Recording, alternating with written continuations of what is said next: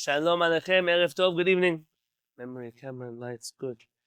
We are in Siman Taf Resh Tzadi Aleph, which means that if you are in the Shulchan Aruch Mishnah Berurah, you want to find yourself opposite page 312. So it should be 313, whatever that one is going to be for you. We're going to talk for just a little bit about the writing of the Megillah. Now, I didn't prepare this Siman, so we're just going to do it together, whatever is relevant. I thought we were one ahead of where we are. So, let's do it together. Maran writes in Seif Aleph, En kotvin ha-Megillah ela b'dio. We only write the Megillah with dio. That's the proper ink that we write Sifrei Torah with. By the way, he's just quoting the Rambam here. Al ha-Gevil, we write on the Gevil, or al ha-Kelaf, or on Kelaf, kesefer Torah, like a Sefer Torah. Just so you should know, the leather of the animal that we write on comes in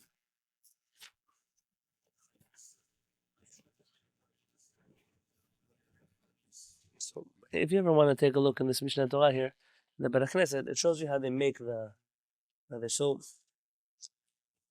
you have here a whole grain leather. I don't know how you're going to call it in English, but it's the whole thing.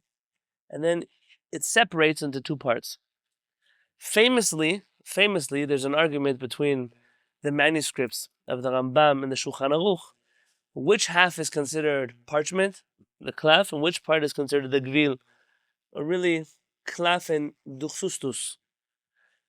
Seemingly, and I'm scared to tell you what I'm going to tell you now, seemingly, we who follow the Shulchan Aruch write our tefillin on the not kasher part of the parchment from the Rambam. And that makes life very complicated. But I live in cognitive dissonance, so I don't want to think about it so much. But for right now, just so you know, the parchment splits into two. So what you have here is a parchment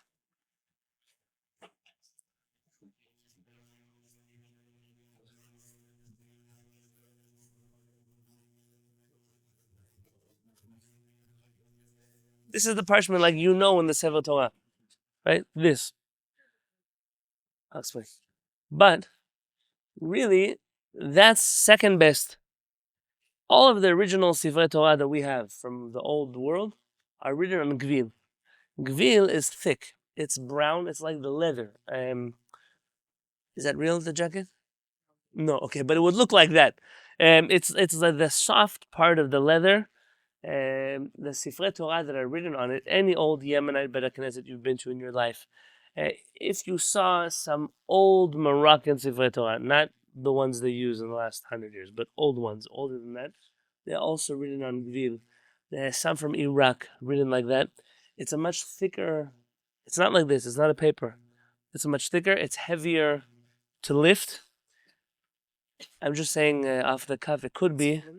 No, it's thicker. It's like leather. It's like writing on a leather.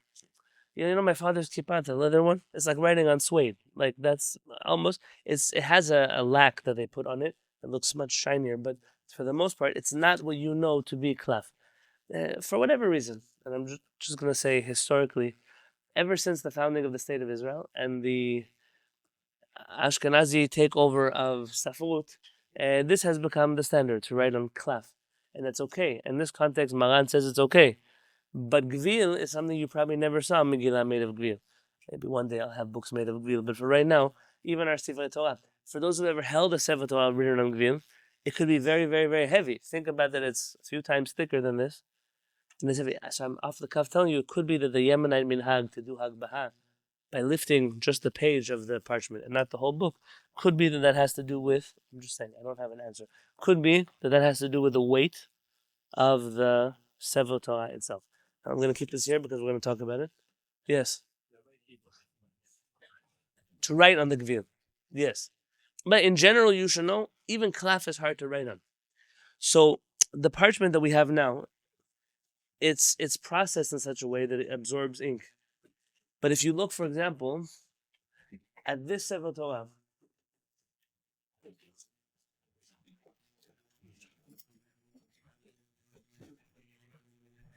This Sefer Torah, I'm going to pull out a little bit.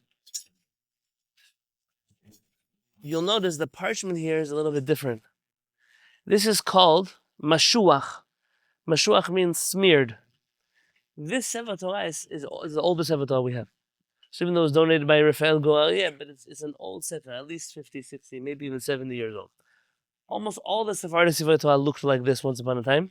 They have limestone that is smeared on it so that the parchment could absorb the ink without, imagine trying to write on leather. It doesn't work. It smudges. So they process the parchment with limestone. What's the problem? The problem is the Ashkenazim. Always. Along come the Ashkenazim and say, how could you write a Sefer Torah on limestone? You're not even writing on the parchment. And they found some bad Sephardic Sefer Torah that had so much limestone that when you scrape it with your finger, everything comes off, including the limestone and the letters. And so then it became a big problem. Can Sephardim use the Sefer Torah that they used for hundreds of years, written with limestone? Of course, this became a matter of debate, and that's where you probably hear things like Ashkenazim are not allowed to say a blessing on a Sephardic Sefer Torah because maybe it's not kosher. Where that comes from is from a lunacy like this. Now, this Sefer we have here, we're very proud of it. Of course, we use it because if it was kasher for our grandparents, it could be kasher for us also. But you should know that this is one of those areas of machloket, and the way they process the parchment today means that you don't have to do this kind of limestone technique on the parchment. If you look closely, this parchment is very porous. And I'm not an expert in safut, so those who are safurim can tell you they do a lot of things to make it work that way.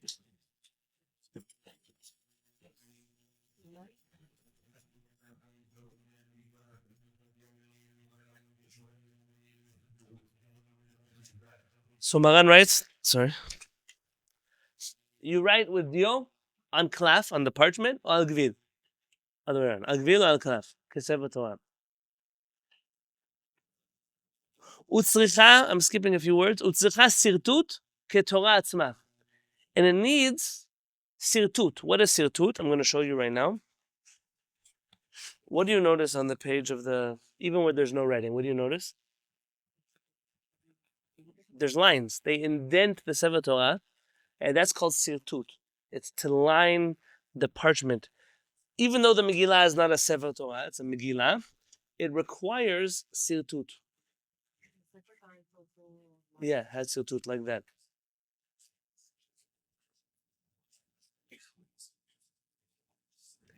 Hayta ktuva al haniyar. If you write a Megillah on paper, al or she'eno me'ubad, or on unprocessed leather,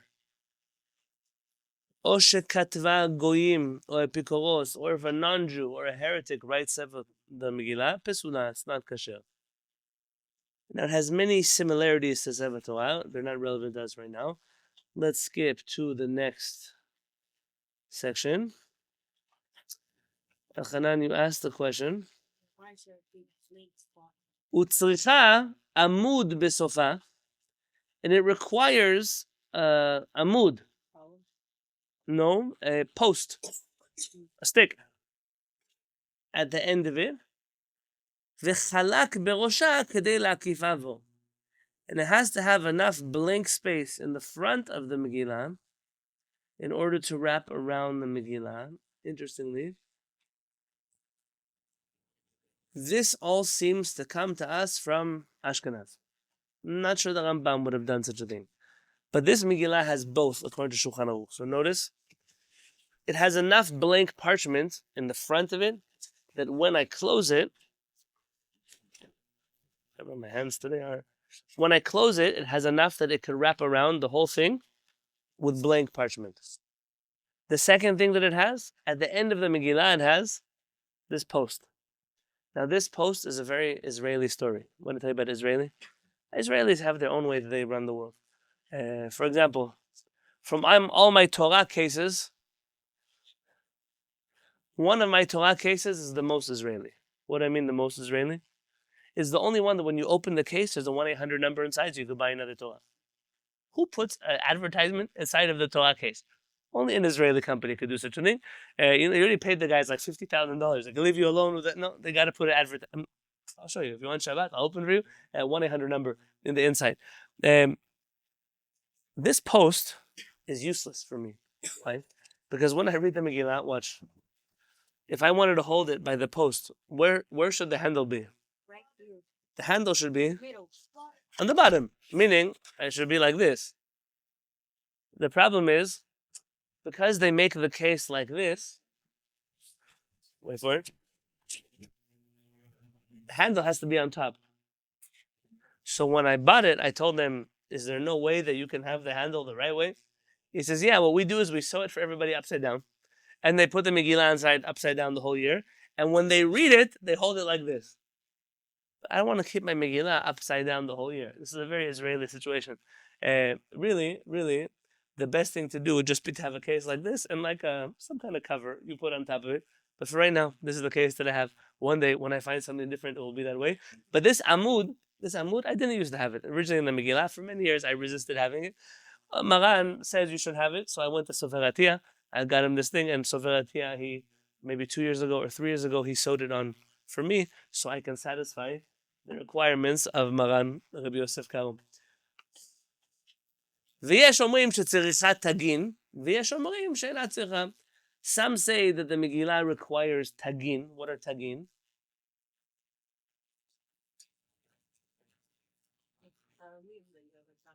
What are tagin?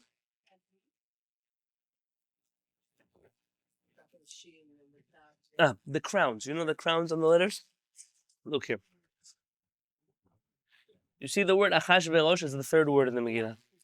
Achashverosh has, on top of the shin, and on both of the shins, it has crowns. Now, like a Sefer Torah doesn't require tagin. But if you put tagin, they have to be kasher. For example, if you have a Sefer Torah that has no tagin, you cannot read from it. You can read from it. But if someone put the tagin, but they made the wrong tagin, you cannot read from it anymore.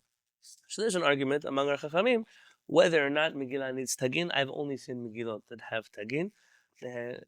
But that's, again, something that is, and the custom is to make crowns. And the Ramah says in small letters on page 314, Gam nahagu shelo la'asot la'amud klal besofa. And the custom is not to make a post on the Megillah at all. So somehow, the Sfaradim don't have a post, the Ashkenazim don't have a post, only the Shulchan Aruch, who has the minhag from the Rosh, who's Ashkenazim, is stuck with a post. This is a classic case of how halakha sometimes evolves in very interesting directions. Aseret b'nei Haman, the 10 sons of Haman. Tzarich lechodvam keshira. You have to write them like a song. When we say write something like a song, what is a song? Like Shirat and there's spaces. Like on one side you have words and on the other. You remember the tikkun from the drawer? I know.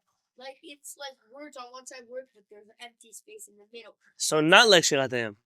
No, or it has like a long line, a short line, a long line, a short line. Okay. Shirat Hayam, the song of the sea. When we read it, it looks like this. You see? Here, it's written differently than other parts of the Torah. As a special song of the sea, like waves, like bricks, like whatever you want to describe that. But when you write a shira, an actual song, where do we have a shira in the Torah? Shirat who? Hazinu, very good. Hazinu HaShamayim. Not Shirat Vadabera. You see Hazinu here? It's written in 2 columns. That's how you know something is a song. When it's 4 because they have the vowels in between them. But these 2 columns are the shira. That's why when we write the Megillah, I'm not going to unroll the whole Megillah for you. When we write the Megillah, there should be a Megillah here. How do we write the Megillah? We write the Megillah regular. You see the Megillah is like this. Until we get to the 10 sons of Haman. We get to the 10 sons of Haman, and we write them like a song, like a shira. Why is that? I think we're happy that they died, no?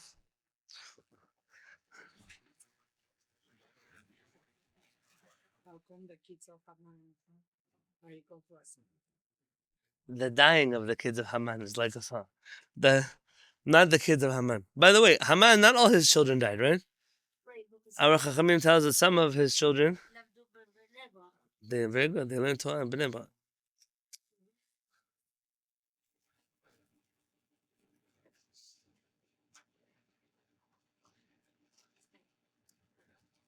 Okay. One more thing. Dalit, when you write the name of Haman's children, Vaizata. Vaizata.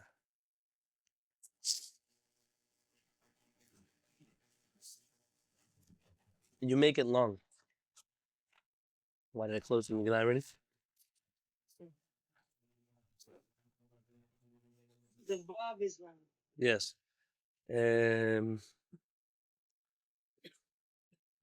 I don't know if you could see it, but the Vav in this word in the bottom is long. To show you they were all hung on one pole together. They all died at once. I mean, they didn't kill one side and then the next side, and they all got hung together. Why is that important? Because that makes a minhag. What's the minhag? To read it in one breath.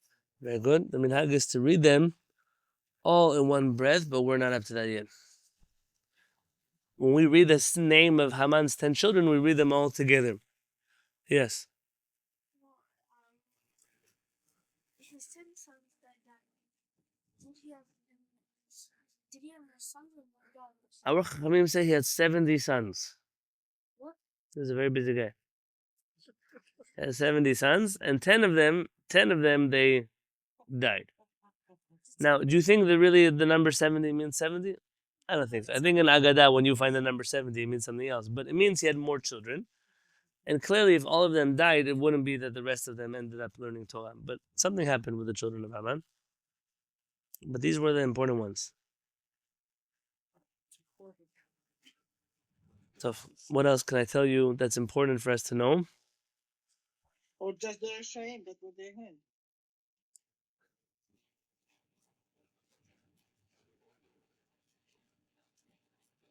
Look in Halakha Chet on page opposite 314. Opposite 314. The opposite, so the one opposite it. En korin betzibur bimgila haketuva ben haketuvim. When we read the Megillah, we don't read the Megillah if it's written inside of a book of Ketuvim. It could be that some community has all of the Tanakh, Torah, in one book, Nevi'im, another book, Ketuvim, another book, and the Megillah is inside of there. We don't read it from there. Why? Because it doesn't show the miracle of this Megillah, this particular Megillah. V'im kara lo yatsa. And if you read from such a Megillah, you don't fulfill the obligation.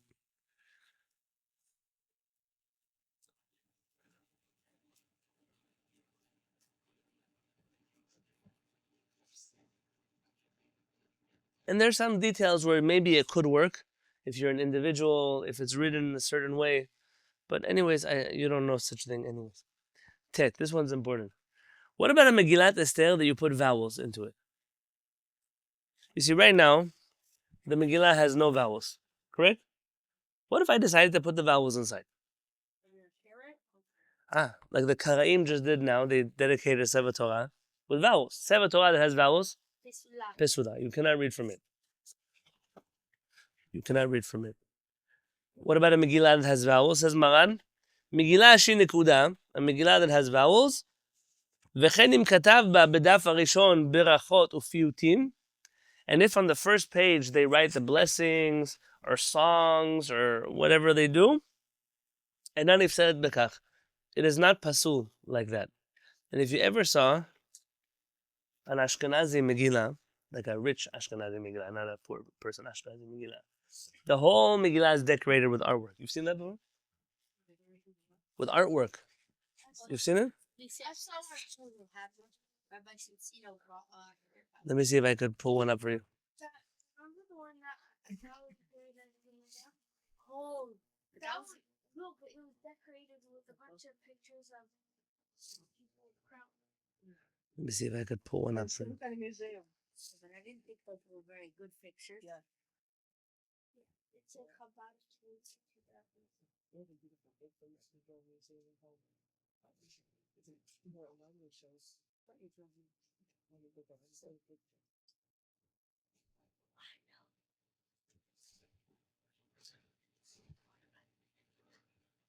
They're selling one in Sotheby's, the auction house. $18,000. What's the Nike? Let me see if I can find one more. Here.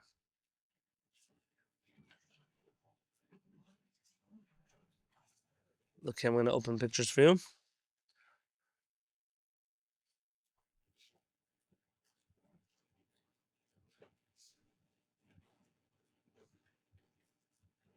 So here's the Megillah. You see this one?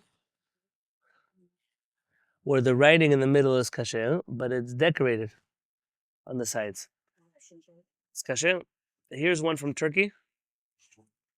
You see the crown, even a golden crown, has an amud, like a Sephardic Megillah. But look at the 10 sons of Haman. Look what they have in the middle of the page. Now, there's a real argument about whether you should do this on purpose or not. Like, is it a nice thing for the Megillah? Is it just b'diavad kasher? In any case, the minhag for most of us is to have a plain Megillah. But there definitely... Yeah, ketubah is not even a... Are you saying about yesterday's conversation? That's because the rabbi in the story wants to make problems.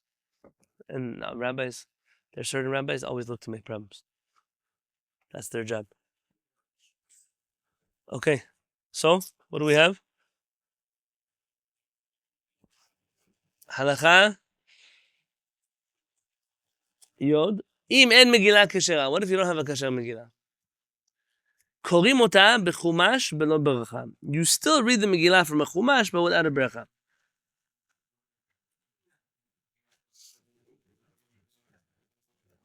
I mean, you don't want to forget to read the Megillah, but it doesn't fulfill the mitzvah like from a parchment.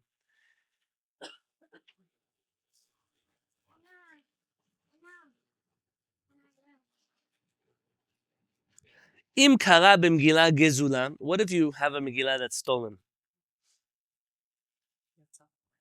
Yatsa. You fulfill the mitzvah. Now, don't you know that you can't fulfill? Usually, you cannot fulfill a mitzvah with something stolen.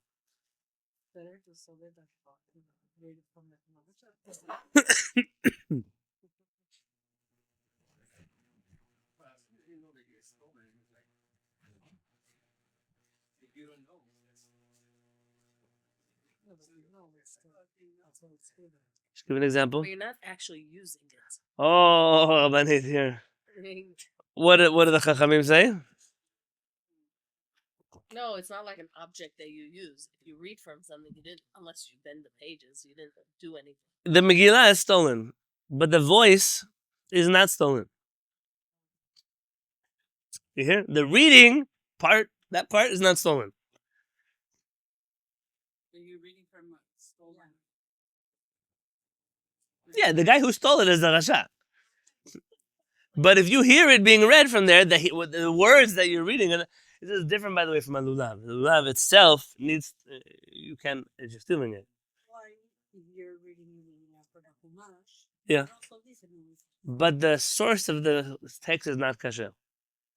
But that's a good point. What you're trying to say is here, the source is also stolen. The Rama doesn't like this. He says you shouldn't make a bracha on such a Megillah. Not a good idea to make a bracha. Let's not steal mitzvot. But it could be, let's show you an example where it could be imagine the guy comes to read the Megillah. He's in the middle of getting divorced from his wife. And his father-in-law bought him the Megillah as a gift. Because he married his daughter. But now his father wants his Megillah back because he's throwing his daughter out of the house. Now they're fighting in court. Who owns the Megillah? I don't know. Maybe the Megillah is stolen. Give it to somebody. Maybe it's not stolen. Should you get up and go find a different Beit HaKnesset? Or that people who hear it, it's okay. But the person who's reading from something I know is stolen. Well, He doesn't think it's stolen. It's his. Oh, in this example, it is. Yeah. It was his gift, given us a gift. Let's say a different problem. You're in the Beit HaKnesset, you're reading, you realize this is pasul. You see somebody else's Megillah laying around.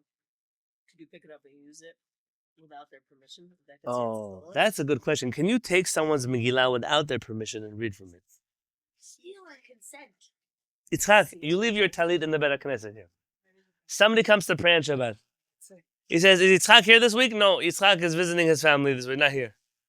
Okay, can I use his talit? They can enter the No. I don't I wouldn't want so many. Start stealing all out of the Elchanan says, I don't want your disgusting sweat in my talit. Wash your tummy. Yitzchak says, I want you to do a mitzvah. Of course I want you to use my talit. Who's right?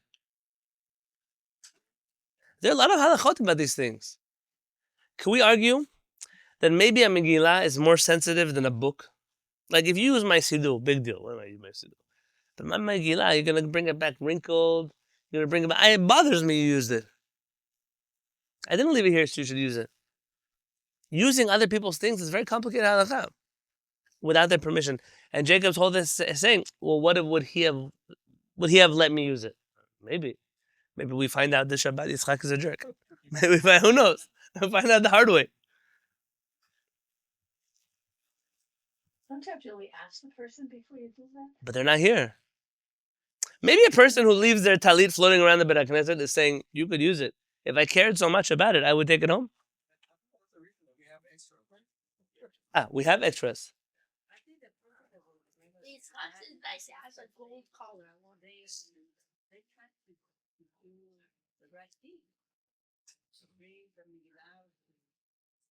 Robin Hood also tried to do the right thing with Barit, I'm 37 yet or not yet? Not yet. Not yet. Okay, almost. In all of my years of my life, I have never, ever, ever taken a talit from a Beit HaKnesset. I don't understand who comes to Beit HaKnesset without their own talit. Who? The kids who forget their lunch on the counter. Same people, right? I've never forgotten. Who? Talking about you. But I was in Mexico City. Beit HaKnesset, I don't know, maybe 1,000 people. I'm not exaggerating. And they have a whole wall of talitot, but it's not talitot. Like, look here. Okay? This talitot here, it's a chilul Hashem. You see talitot here? They're together with the lollipops, the cones for the soccer game. In Mexico City, every week they're like dry cleaned and folded and hung on this rack. It's like a wall. They're all sparkling white. I feel like if one of them gets old, they throw it away, get a new one. Hundreds of talitot like that. Okay, there I had a yetzirah to wear one of those talitot because it looked nicer than my talit. But for the most part, you come to Beit HaKnesset, bring your own talit. But here's the problem. The problem really like this. Can you say beracha on a talit that belongs to the Beit HaKnesset?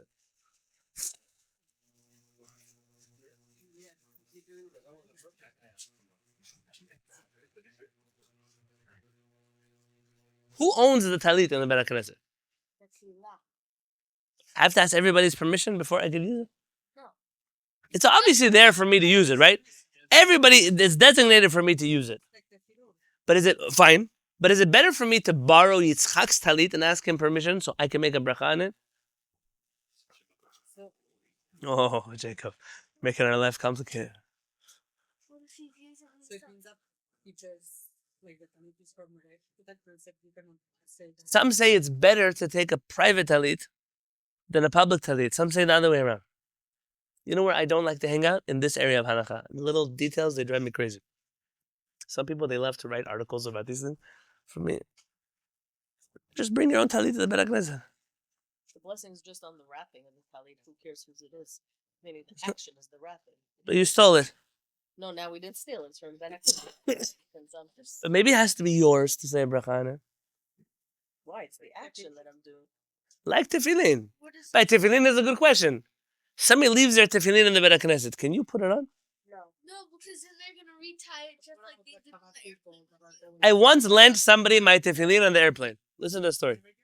I was on the airplane, and a Hasidic guy came over to me asking me to borrow my tefillin.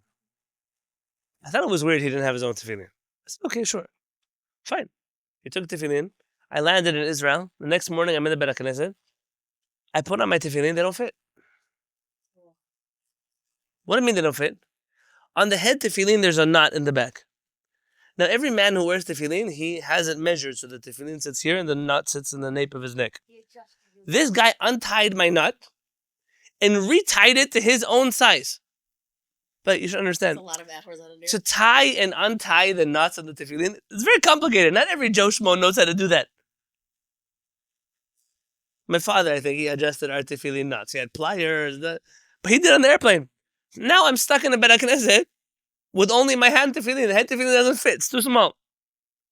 Thank God I was in Yerushalayim. I walked to the street. I started going door to door to door till I found a sofer. I waited till he opened the store at 10 o'clock. He fixed my tefillin, and then I had to go pray with my tefillin again. It's normal to borrow my tefillin and change the knot.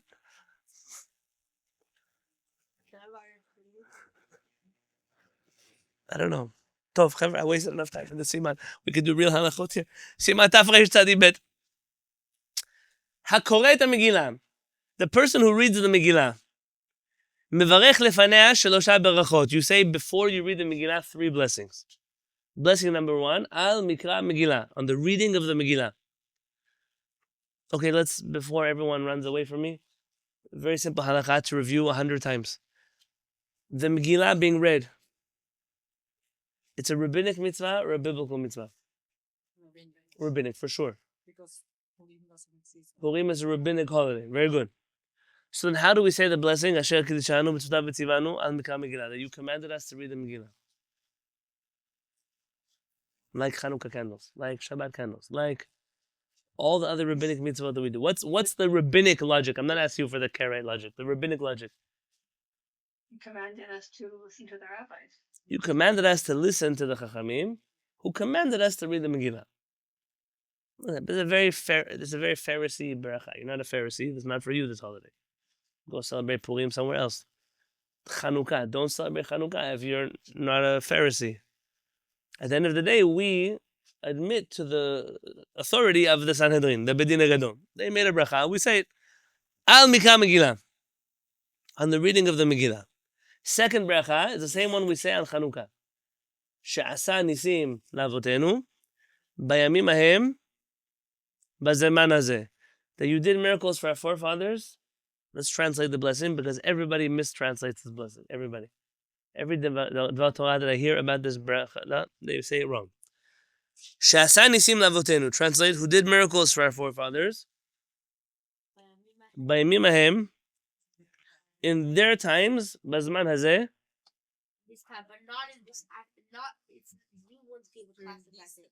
during this period of time. During this time, meaning you did a miracle for Mordechai and Esther and the Jews on this 14th of Adar, which is Purim.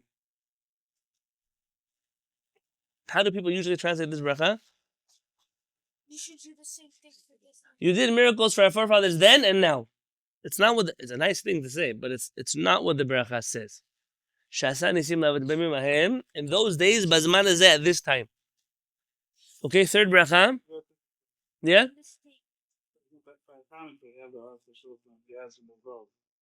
And he says over there, it's in those days of the wars, that's for the wars.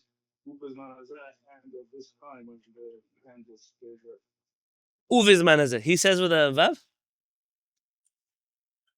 Okay, well, there you go. There you have it. Chesky, I always can rely on you. I accept it as a derasha. I accept it as like an idea. But the meaning of the bracha means how I said it to you. And then, Shechianu. Are they here?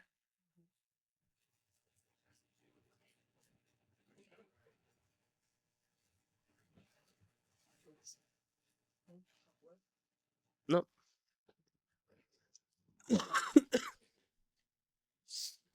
What is Shechianu? Shechianu, Vikimanu, Viganu Azman hazeh. You have given us life and you have sustained us and you have brought us to this time. On which mitzvah are you saying Shechianu? Megillah for sure. For sure.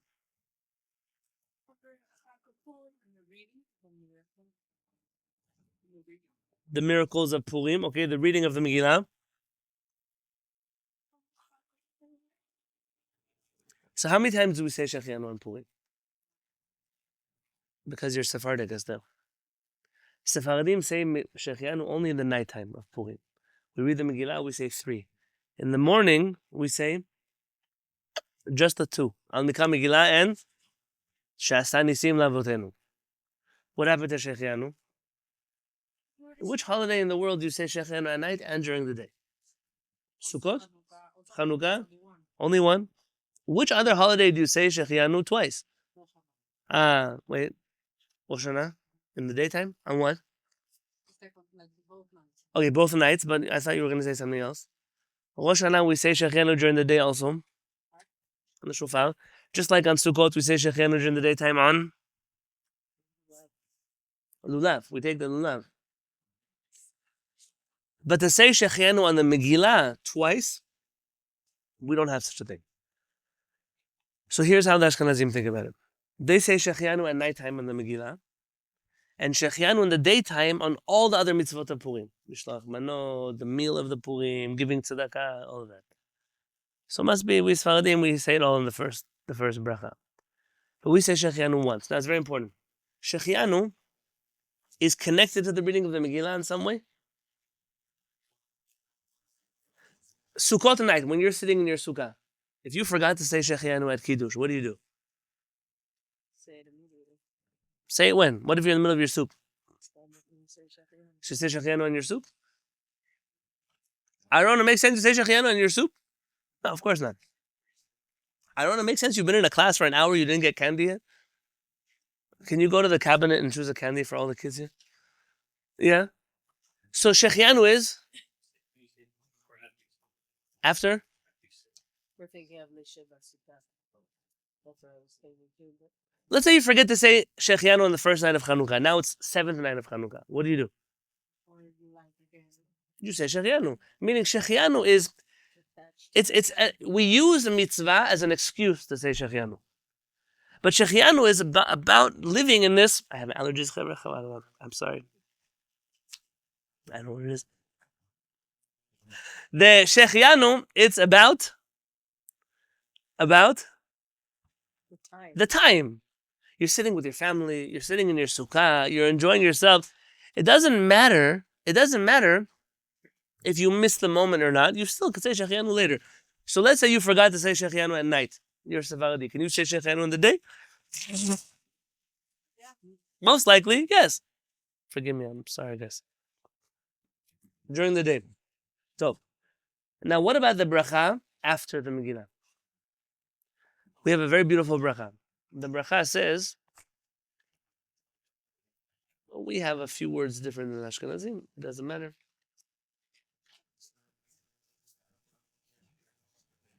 Baruch Ata Hashem Elokeinu Melech HaOlam. Ha'el harav et rivenu. The God who fights our fights.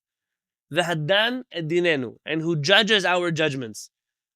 V'anokem et nikmatenu. And who avenges our vengeance. V'amishalem gemul lechol oivei nafshenu. And who takes retribution, is that a word? On all of our enemies of our soul.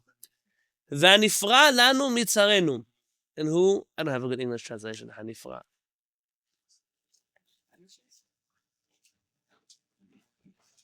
Who saves us from our hardships. Nifra, okay. All of our enemies, he takes, it's not revenge though, Nifra. Okay, it doesn't matter. He makes calculation with it. Baruch Ata Hashem, hanifra la'amo Yisrael mikol tzarehem el HaMoshiach. Who does that from all the enemies of the Jewish people? The God who saves us. This bracha is not instituted by our HaShamayim. What am I telling you? The first 3 brachot, they were made by our rabbis. But the last bracha, it's a minhag. The Talmud mentions a minhag. Some communities say a blessing after the Megillah, and some communities, they don't say a blessing after the Megillah. Yeah, sure. So we're saying what established by Yeah. Rabbi. Vengeance, that's a good word. Avinam, do me a favor. Thank you. When you mentioned it was established by the HaShamayim, it means when you stand it. From the Bedin Hagadol, whatever. Yeah. Yes. So it would have to be the time you have. It's a minhag. The after blessing. So that's that. So this is the question. Oh yeah. This is the question. How many Jews do you need in a room to say the blessing on the Megillah? One. One. That should be the answer. It says here, "V'la'achareha nohagim levarech harav et rivenu." One who reads. The custom is to say harav et rivenu, meaning it's not a law, but if you live in a place where there's a custom to say, you say. Im lo berech lo lefanea berach lo lefanea v'lo la'acharei yatsa. What if you don't say a blessing before or after the Megillah? You still fulfill the mitzvah. If you put on tefillin without a bracha, you get a mitzvah. If you light candles without a bracha, you get a mitzvah. Of course. So then everything counts for a mitzvah. Here's the fight. You ready for the fight? Maran and the Bet Yosef says that this final blessing on the Megillah is not a blessing on a mitzvah. It's a birkat shevach. It's a blessing to thank God for taking revenge on our enemies. Maran also quotes in the name of one of the Rishonim that this blessing is only said when you have a minyan.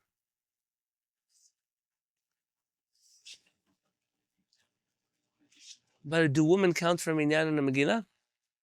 We said last week, yes, women count for the minyan in the Megillah, but women are obligated in Megillah. So if you have 7 men or 7 women and 3 men, that's a minyan.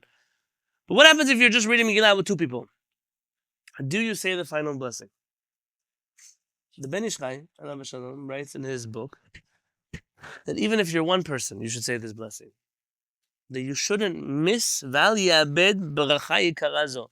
Don't miss this precious bracha. Chacham Rabbi Yosef had a big problem with that. He said, I have dozens and dozens and dozens of chachamim who say you cannot say this blessing without a minyan. So with all due respect to the Ben Ish Chai, how dare you say a bracha risking God's name in vain without a minyan? What should I tell you? It's a minhag, right? Well, so why risk breaking the 10 Commandments for a minhag? It goes the other way.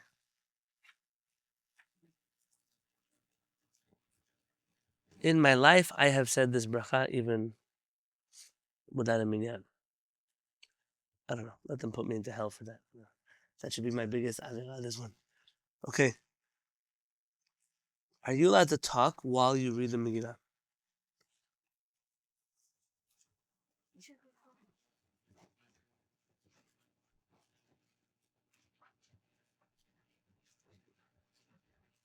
Can you talk? You shouldn't talk. The question is, what if you do talk? Yes.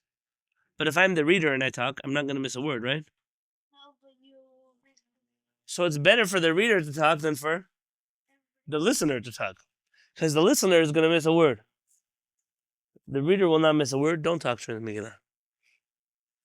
What happens if you finish reading the Megillah, you're about to lock up the Beit HaKnesset, and 2 people knock on the door? We just landed on a plane from New York. We don't have a Megillah. Can you read for us the Megillah? Okay, yes, we can read for you the Megillah. What's the question? I already read the Megillah. Everybody in the room here already read the Megillah.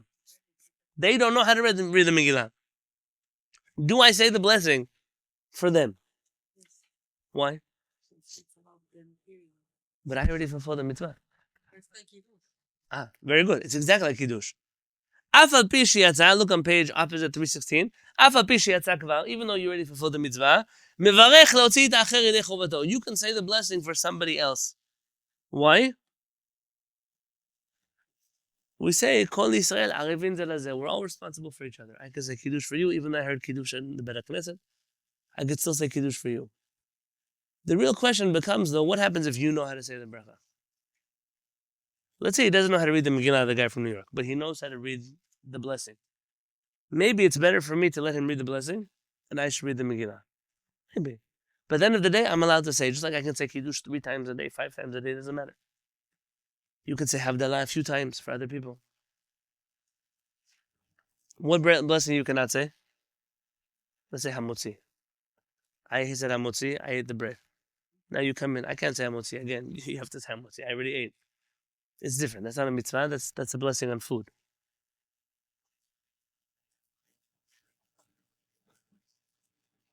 Now on the 14th of Adar, that's when Purim starts at night.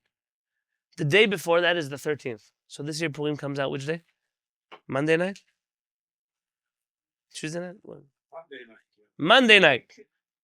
So Monday is the 13th of Adar. Monday is a fast day. We're not allowed to eat until after the Megillah is read. Okay, that's the halakha. We wait till after the Megillah. Now, what if a person is not healthy? They cannot fast. What do we already tell you? They don't have to fast in the first place, right? This is not a very strict fast. But assuming you're healthy enough to fast, on the 13th of Adar, you're healthy enough to wait another half an hour until the Megillah is over. What's the question? What happens if I don't know how to read the Megillah? And I'm at home waiting for the rabbi to come to my house in 3 hours to read for me the Megillah. Do I have to wait 3 more hours in order for the rabbi to come read the Megillah for me? What's the reason for waiting? Because the fast ends when the Megillah is done. Like on a fast day, we wait till the end of Arvit to eat. Really, the fast ended before Arvit. But we wait until afterwards.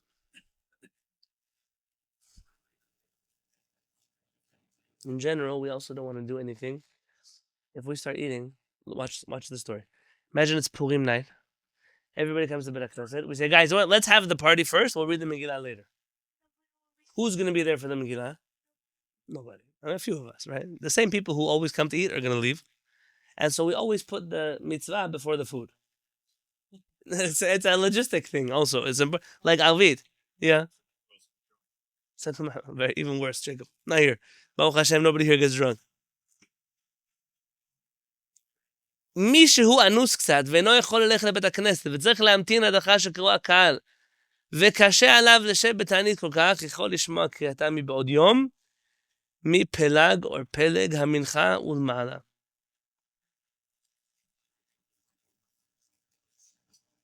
You heard this answer? Says Maran, he cannot eat before the Megillah. You know what he could do? He could ask the rabbi, listen, before you go to the Beit HaKnesset, before the sun sets, come read the Megillah for me in my house. That way, as soon as the sun sets, the 3 stars come, I can have my food. Says the Rama, אבל אסור לאכול קודם שישמע קריאת המגילה, אפילו התענית קשה עליו. But he's not allowed to eat from the fast. Even if it's difficult for him to fast, he cannot eat before the Megillah.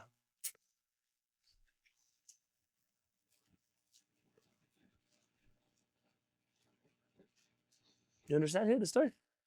It's so important to wait for the Megillah that even you should read the Megillah early than to eat before the Megillah.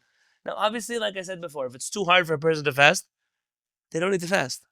We're talking about otherwise a healthy person. That's the rule in the whole laws here of Tanit Esther. As soon as, so what? Most communities around here, let's say the fast ends at 7:32. I'm pretending, make up a time. And they know people still have to put their kids to sleep. They'll make Megillah reading 8:30. And our Kehillat never. Because why should the people who keep the fast have to suffer because you don't fast? So we read Megillah 7:32. And then we have a later Megillah reading for the people who don't care. But at the end of the day, the time is the whole night. We said last week from when it's dark until the morning. And then it stops the nighttime mitzvah. And then from the morning until sunset, you could read the Megillah the second time. So it's a long period of time. But you'll have to fast. The only time you don't fast by Megillat Esther is okay, on the second day in Yerushalayim, the fast is on the 13th. They take a break on the 14th. And the 15th, they read the Megillah. So they don't bother with this at all. What about us who live outside of Yerushalayim? If it falls out on a Sunday, Saturday night, Sunday, the fast happens on Thursday. And so Friday, Shabbat, we don't fast. And it's one of those Purims that we don't. Why do I remember that? Because as the person who reads the Megillah, I always appreciate not having to read the Megillah when I'm thirsty. So I remember those years. They're good years.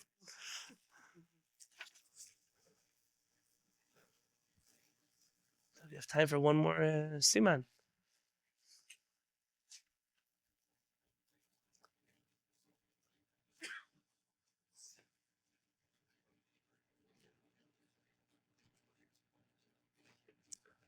Okay. On page 318, Maran writes Shulchan Aruch. Seder Tefillat Purim. The order of Tefillah and Purim. Now, it's really nice. Nowadays, you have Sidurim. They tell you turn to page 300, go to page 271. But in the olden days, they had to tell you halachot, what to do when you had to pray. Achal Kriyat Megillah B'Arvit. After reading the Megillah in the evening, Omer V'ata Kadosh. We say V'ata Kadosh. Where's that from? Uva Letzion Go'enu Shaveh Pesha.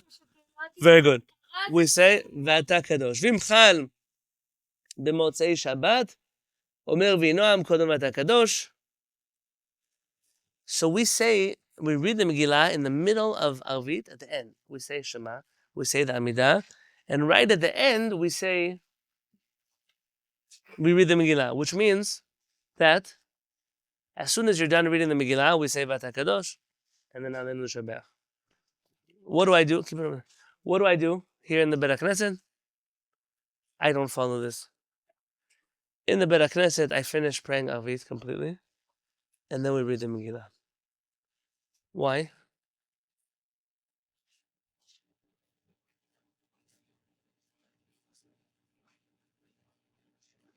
Why?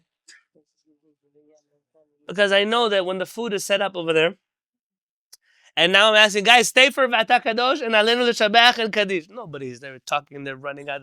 All the kids are with the costumes. So I say, better we should finish Arvit like normal people. We read the Megillah, and then Maran will forgive me that I didn't do it in the right order. Halacha Bet. Omer al hanisim balayla ubayom. You say al hanisim in the nighttime and in the daytime. After eating bread. In the Amidah, in the Birkat Hamazon. Meaning the whole 24 hours you say al hanisim. Halacha Gimel, it's very unusual. En korin bo halel. We don't say the halel on Purim. Chanukah we say halel, Sukkot, Pesach, Purim we don't say halel. Ve'en noflim al panehem, we also don't say tachanunim, we don't fall on our face. Why don't we say halel? Do you want to look at the Mishnah Berurah on the bottom? Where it says Gimel in the bottom?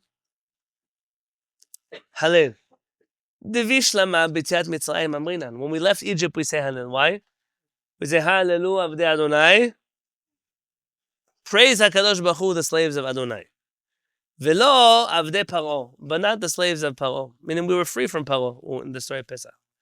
Aval hacha, but nowadays, Akati avdei Achashverosh Anan. Now we are slaves of the White House. Of Achashverosh. What are we? We are still in Galut. In the story of Purim, we don't end up free. We end up slaves of Achashverosh in Persia. The Rabbanit released the class today, the story before the Megillah. Tomorrow morning is coming out the story after the Megillah. Where do we go after the Megillah? Nowhere. We stay in Galut. What about Chanukah? We were in Israel. That's the difference. Even though the government was not perfect, I mean, the HaShamayim were not perfect, but better to have our own government than a non-Jewish government. By the way, Chanukah is the perfect proof to celebrating Yom HaAtzmaut. Independent Israeli government is better than living in Galut. It's not perfect. Nobody's going to lie to you it's perfect, but it's better. In general, the whole story of Purim, it's missing Eretz Israel. We're missing Eretz Israel. That's why I said last week, the walls are very good of Yoshua ben Nun. That's what we said last week. Remember that? In the morning of Purim, Motzi'in Sefer Torah, we take out a Sefer Torah, Ve'korin b'farashat v'yavo Amalek. We read the reading about Amalek. Why about Amalek? Why we read about Amalek? Because Haman was from Amalek. Now, what's the problem? That reading of Amalek only has 9 Pesukim. How many Pesukim you're supposed to read on the morning when you take out the Torah? 10 pesukim. So what do? We repeat the last one twice. It's one of the few places in the world we do such a thing. You don't want to start the next paragraph because then you're going to be in a different Torah reading.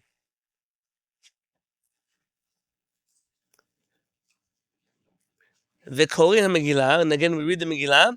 V'achar kach seder kedusha, and then we finish the tefillah. By the way, in our Kehillat, in the morning we do that regular. We don't finish Shachrit, we say the Megillah, and then we continue. Why? Because only the serious people come for tefillah in the morning, and I don't have to worry about them running away, because they're not the type of people who run away from tefillah in the morning. How do you know that Haman is from Amalek? Yeah, we say he's Agagi. How do we know?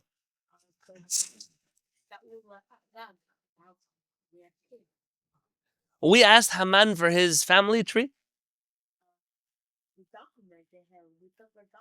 We kept documents about Haman.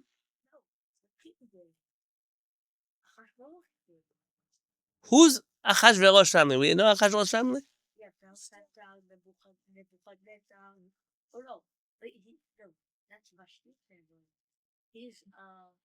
Are we still until today? Why? Some of our Chachamim say he was nobody. Some of our Chachamim say he was from the royal family. So which one is true? Well, they taught me he was a horse. I made a horse. Make a horse cleaner. He was married to a royal family. Some say he was the royal family. They're two different midrashim. They contradict each other. You know Haman's family tree? Yeah, Agagi.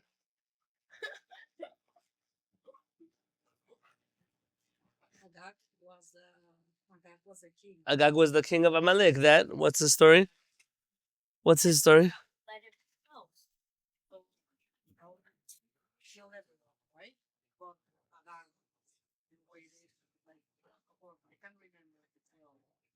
You're remembering well. You're remembering well. What happened to all my books in this Beit HaKnesset? It doesn't have to be absolutely, like, it could just be in the spirit of it. Okay, I have a shiur that I taught you a few years ago. Let me see if I can pull it up.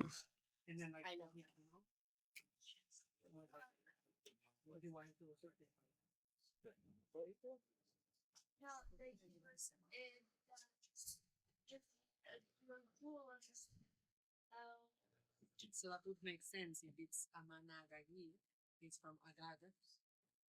Maybe that was King Simon.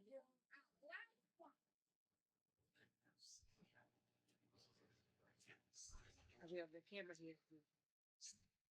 Yeah. Let me read to you from I don't know what happened to both my copies of Horizontal Society in the Beit HaKnesset.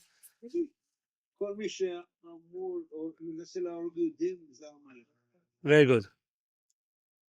My father said it correct. I'm going to read to you, and we're getting the shiur on this note. Chacham Fa'ur writes at the end of Horizontal Society. He has Appendix 25, erasing the memory of Amalek. He writes the following. A fundamental dimension of Israel is its national memory. It is on this basis that political judgments are achievable. When national memory is discarded or fails to elicit a response, Israel ceases to function as an autonomous political entity and national disaster follows. The role of Jewish national memory is evident in the case of Amalek, Israel's political arch enemy. They were the earliest terrorists on record. What made their attack particularly heinous was that A, it was unprovoked, since Israel was passing through the desert and not through their territory. B, it was sudden, against unsuspecting travelers. And C, it was carried against the weak and infirm who could not defend themselves, rather than against the army. When Hamas came on October 7th, they didn't fight our soldiers. They massacred people in a music festival. They burned kids in a kibbutz. They didn't fight like soldiers, they fought like terrorists. As we shall see in what follows, these facts, rather than mere ethnicity, are the defining elements of Amalek. You'll notice our rabbis explain on the pasuk. The pasuk says, "Macho timche et zecher Amalek." You must wipe out the memory of Amalek. It doesn't say to wipe out Amalek. Rather, the memory. The correct meaning of the remembrance was given by Rabbi Yitzchak Abulafia. He lived from 1824 to 1910. In his book, Panei Yitzchak, he called attention to the fact that the Torah charged Israel to erase Zecher, the remembrance of Amalek. Never Zera Amalek, the seed of Amalek. What was intolerable about Amalek was their inhumanity against unsuspecting travelers, particularly the weak and infirm. The remembrance of Amalek has little to do with ethnicity, but with a level of inhuman behavior that cannot be tolerated no matter what. This type of threat faces the Jewish people mido-do, from generation to generation. Because Israel had registered in her national memory the atrocities committed by Amalek, she is charged with the double responsibility of identifying and erasing the remembrance of Amalek. The Jews in Persia were able to identify Haman with Amalek, their proverbial enemy, because in their national memory, his activities and ideology reminded them of Amalek. It was a matter of behavior, not merely genealogy or nationality. Understand what I just said? Yeah. Our Jews who were living in Persia saw Haman and said, he's Amalek. How do we know it's Amalek? You checked his mother's DNA, you got nothing. We don't need a 1, 2, 3 and me paternity test. Nothing. You behave like an Amalek, so you are Amalek. Amalek has a very clear definition. You attack weak people, unsuspecting people. You attack for no reason. We didn't fight with you. When we choose to go to war with you, fine. So we lose, we lose. You chose to attack us. We didn't even go through your land. What did you attack us for? And you chose to wage war not against soldiers, but against the weak people. You're a terrorist. And with terrorists, we wipe them out. It's why I know all of these people got so mad. How dare you say Hamas is Amalek? What you don't begin to understand is that Jewish people have a very clear legal definition of Amalek. You don't have to. Was Adolf Hitler from Amalek or not? Did he try to tell me, his genealogy, his mother, his father? Doesn't matter. I don't know who Adolf Hitler's parents were. I don't care. All you need to know, did he try to kill Jewish people? Yes. Did he try to go to war against them for no reason? Yes. Did he kill women and children and babies? Yes. Did they do something to him that he went to war against them? No. So that's an Amalek. That's a very simple definition of Amalek. Yeah. How Amalek is worse than Pharaoh, the Egyptians? It's a great question. Who said he's worse? There's no mitzvah to wipe out Paro. If we're talking about like cruelty, criminalities, then why like a new or target to forget Amalek instead of But not the people of Paro. I think that we Jewish people carry with us this feeling that though Paro was evil, he was fulfilling a promise that HaKadosh Baruch Hu made to Abraham. Like, we were supposed to be slaves in Egypt. Made sense. Made sense to who? Not to the people being oppressed. Yeah, that sure did. Why? Because his oppression kept us under his thumb. Amalek didn't have to attack us. There was no purpose. We have nothing to do with Amalek. Correct. We had no relationship with Amalek. We were not in his country, not in his Those land. big Not in his... sins that he oppressed us. He wants to keep us in check. Okay, so understand from me, I'm not saying Paro is a great guy. I'm just saying the difference between, we have nothing to do with Amalek. Why are you fighting with us? What is your deal with us? This is something that we always need to remember. So I'm ending up, yeah, sure. it is written that we need to forget or erase the remembrance from Amalek. Why do we keep moving? Remembering. This is, if you'll meet Owen on Shabbat, this is Owen's question every year. What kind of thing that you have to forget do you make a mitzvah to remember? Yeah? I think that the easiest answer, it's not an easy answer, is we remember so that we can wipe out. So long as we didn't wipe out, then we have what to remember. If we had successfully eradicated evil from the world, then we would never even think about Amalek anymore. Unfortunately, Amalek is everywhere. There's Amalek in all kinds of places. And so we didn't do our job yet. So we remind ourselves. It's the reason why somebody sent me a message this week saying, I heard a shiur in which you said that women don't have to hear Amalek being read. Why? What's the source? Of course women do not have to hear the reading of Amalek. Why? The mitzvah of reading the Amalek is to go to war and kill Amalek. Women are not obligated to go to war. Because women are obligated to go to war, they don't have to, you could choose to hear it. Amalekim. The Israeli soldiers that went to war to kill Hamas were doing a mitzvah. we're doing a mitzvah. In my opinion, I know that this makes me a terrorist. I understand. Like in some places, I'm now genocidal. Who knows what I am? At the end of the day, though, our soldiers, it was not a regular war. It's not a war of fighting to protect the Jewish people from the enemy. That's a regular war. This was an extra level. We went to fight people who were in the halachic category of Amalek. Amalek. So there's an halachic category, an halachic way to categorize. Amalek. Yeah, that's why I recommend reading this appendix from Champa Or. Yeah. So I'm going to wish everybody a good night. B'ezrat Hashem, next week we're going to do the following: the laws of the meal of Purim, the laws of Mishloach Manot, giving gifts of food, the laws of Tzedakah and Purim, and one more. There's a minhag, Zecher l'machatzit shekel, to give a half shekel coin. Where this minhag comes from, how did it get to us? Why is it still here? B'ezrat Hashem, we will talk about that all next week on Tuesday evening. B'ezrat Hashem.